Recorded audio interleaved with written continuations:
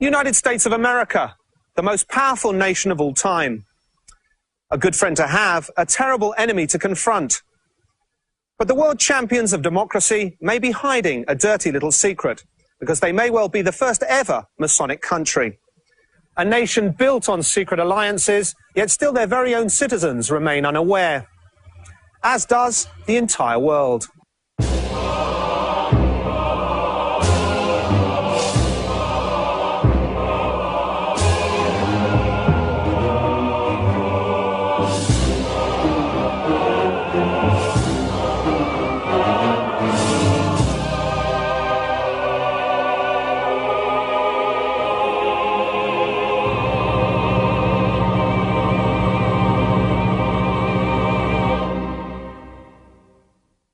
Among those who instigated the American Revolution, the French Revolution, and the Latin American Wars of Independence, a startling number were either paid-up Freemasons or sympathetic to Freemasonry.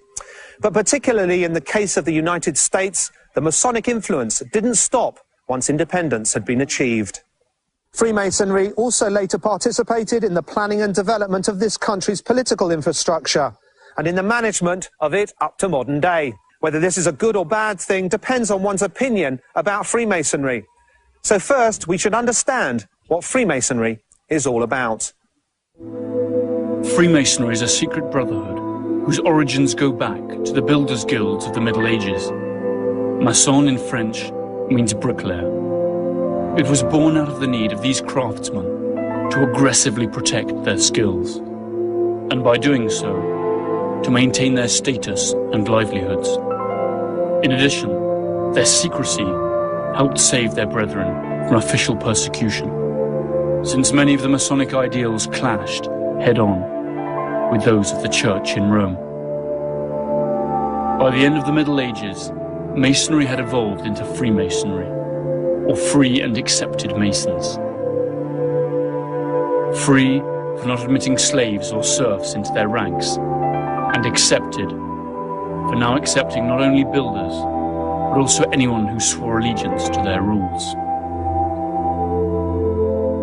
Freemasonry became an anti-clerical, an anti-monarchical secret society that kept many of the symbols and rituals of the original builders' guilds.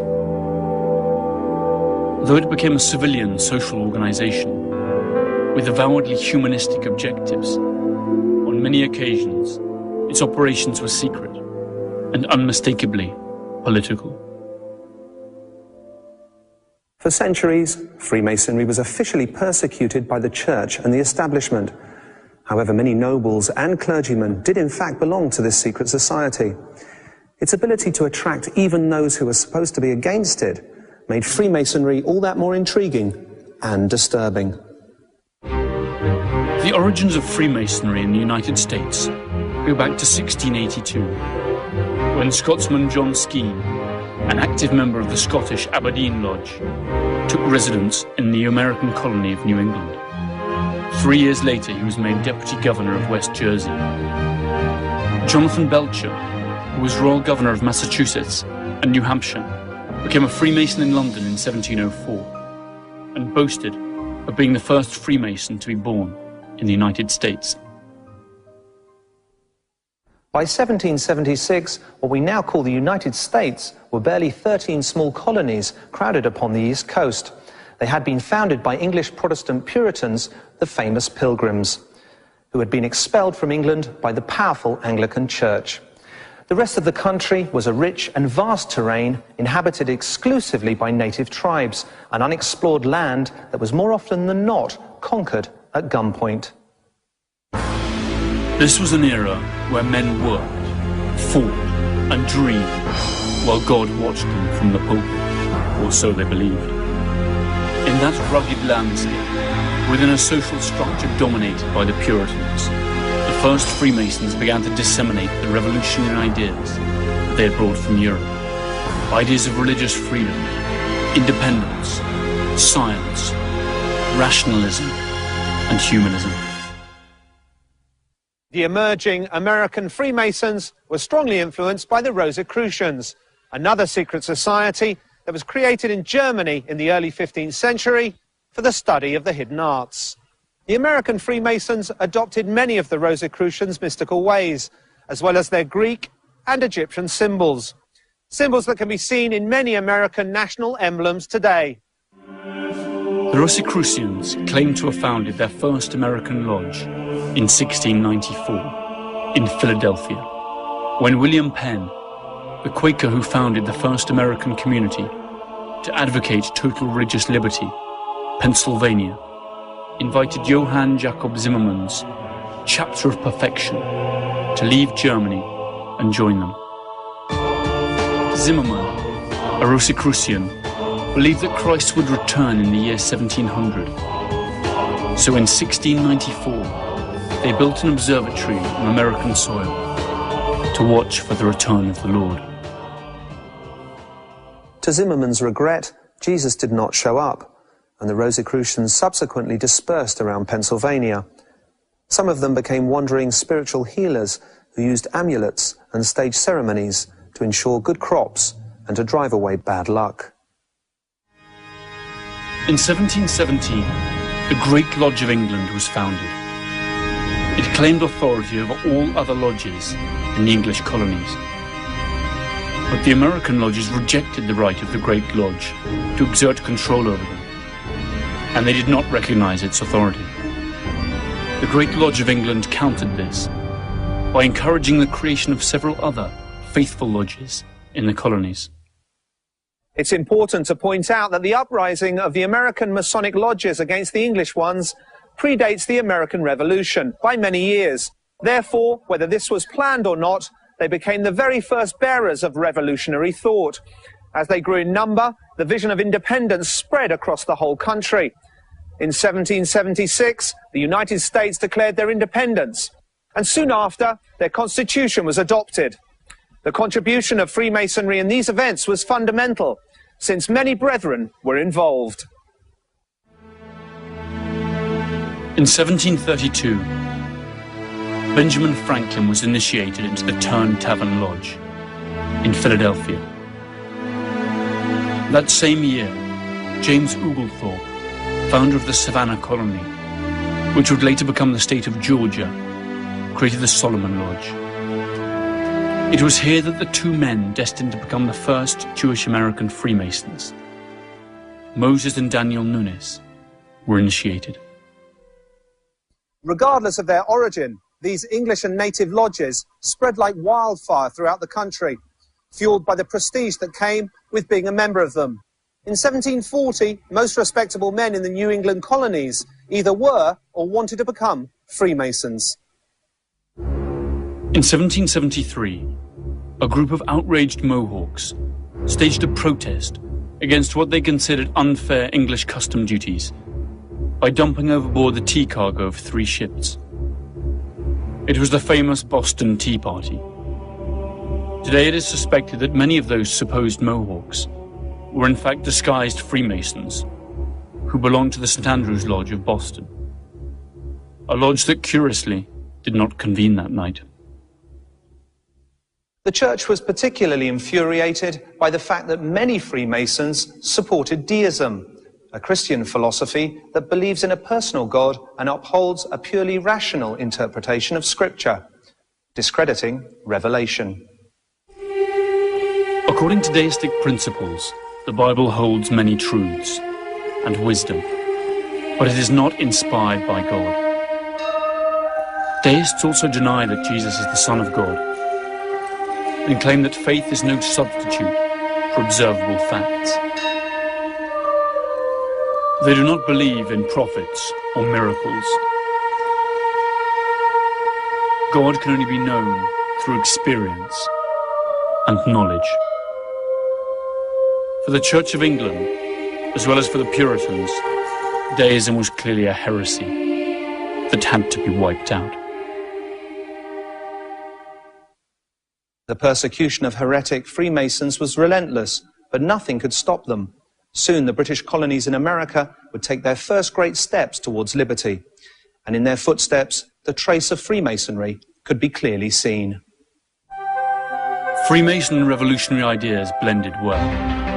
Masonic principles chimed with the American culture of the era, steeped as it was in notions of fraternity, liberty, and equality.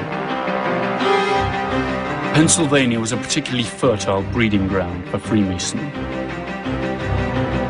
since its inhabitants considered it to be the promised land of those who had suffered persecution in Europe.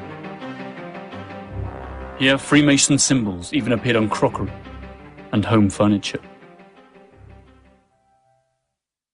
Although Freemasons were in favour of equality, slavery was still in existence in the United States, and they did not accept black people. So those freed slaves began to found their own lodges. Such was the case of the Prince Hall Lodge.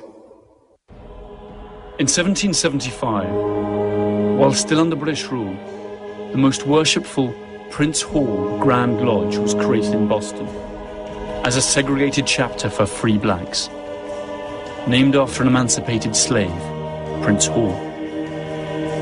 During the War of Independence, many of these black Freemasons, including Prince Hall, joined the revolutionary forces and fought with the Continental Army against the British. Today, the Prince Hall fraternity has over 4,500 lodges worldwide, with a membership of over 300,000 Freemasons. In 1776, the United States of America declared their independence, and soon after, their constitution was adopted. The contribution of Freemasonry in these events was fundamental, since many brethren were involved. But it didn't end there. Freemasonry's involvement went a lot deeper, and it was at the foundation of the whole governmental system. So one wonders, what previous oaths had the Freemason founding fathers taken before placing their right hand on the new constitution? And how much of what has been built since was done to protect the interest of the Freemasons?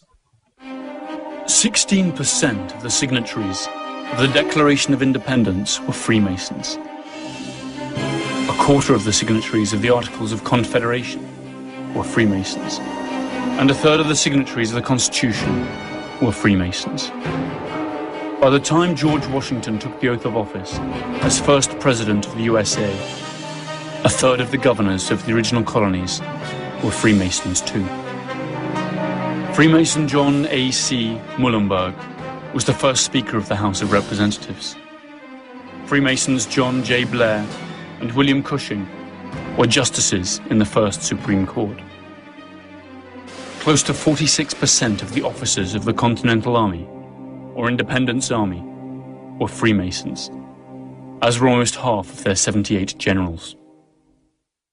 Now, if we heed to the Freemasonry's ideals of liberty and fraternity and focus on its positive contributions, maybe it wouldn't matter if the United States is a Masonic country. However, we are speaking of a secret society that for centuries has practiced strange rituals and taken mysterious oaths, and whose practices have all taken place behind closed doors. So what if the most important democracy in the world really responded to the interests of small groups of people whose actual goals are kept secret from its own citizens? How much of the phrase "all men are equal under the law" remains true when we discover that the architects of this great democracy belong to societies whose members protect each other and won't even let their own women join? After the Declaration of Independence, American lodges declared their own independence and stopped concealing their existence. They began to open headquarters in public buildings for all to see. This increased their popularity. Masonic halls were often used for social and civil gatherings, since they were usually the best venues in town. In spite of their declared non-political affiliation, Masonic lodges indeed became active in politics, and often operated openly and side by side with the established political parties. Today we can see numerous traces that confirm the presence of Freemasonry in America. They are in plain view all around us, from the more conspicuous Masonic temples to the lesser-known symbols that are incorporated in its very own currency. And that is only the tip of the iceberg. What is actually below the surface? What is it that these symbols mean, that almost 300 million citizens swear by every day? What is the true ideology of the most powerful country in the world? And how does it affect their actions? And where will it lead them? Achieved. Freemasonry also later participated in the planning and development of this country's political infrastructure and in the management of it up to modern day. Whether this is a good or bad thing depends on one's opinion about Freemasonry. So first, we should understand what Freemason's secret alliance is, yet still their very own citizens remain unaware, as does the entire world.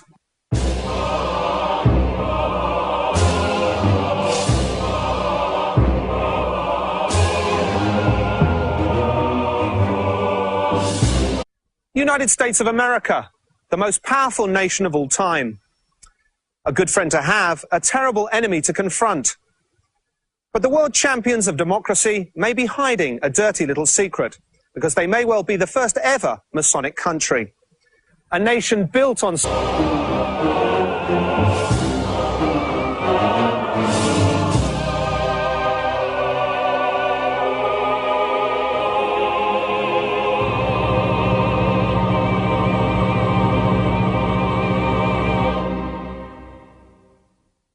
Among those who instigated the American Revolution, the French Revolution, and the Latin American Wars of Independence, a startling number were either paid-up Freemasons or sympathetic to Freemasonry. But particularly in the case of the United States, the Masonic influence didn't stop once independence had been achieved.